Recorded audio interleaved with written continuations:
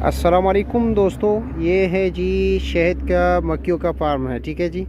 यहाँ पर ये एक पेटी में जो है ना, ये आप ये जाली दे रहे हो ना, इसको ये जो धुआं दिया जा रहा है ना, ये इसलिए दिया जा रहा है कि ये डंग ना मारे इसको। ठीक है। और इसकी एक पेटी से तकरीबन 3 किलो ना, हाँ 3 किलो पैदावार होता है। 3 4 5 सीजन की बात। अच्छा, सीज़न की बात है। हाँ ये इसका बादशाह है। अच्छा, कौन सा? ये अच्छा, ये वाला बादशाह। हाँ ये वाला बादशाह है। अच्छा जी, ठीक हो गया जी।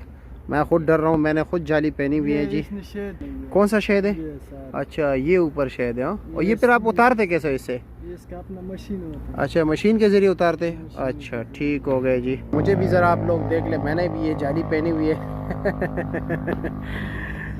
अच्छा, अभी इसको बंद करके लेके जा रहे हो? हाँ, निज़ामपुर लेके जा रहे हो? हाँ, अच्छा, क्या वजह, मतलब सीज़न वाइज इसकी जगह चेंज करते रहते हो? हाँ, चेंज करते अच्छा हैं। अच्छा, ठीक है, शुक्रिया आपका। सीजन खत्म